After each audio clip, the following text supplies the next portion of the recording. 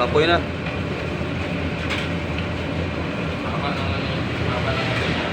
Sir, okay na po yung dryer niyo po sir. Bali, umaapoy na sa akin.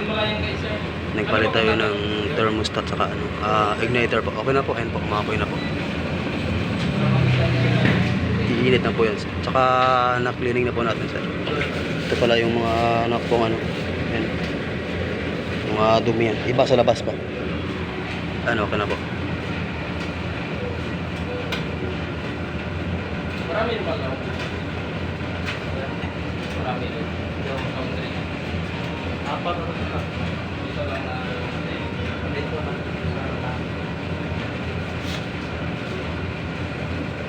Mahaba rin ang apoy. Oo. Tuloy na po yan. Hintayin natin na mag-off yung apoy. Tapos pwede na siya sa lang.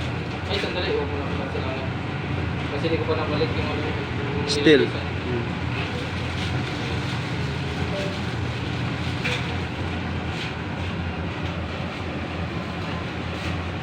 Lilinisan pa natin yung isa dyan eh. Ito? O yung tinanong.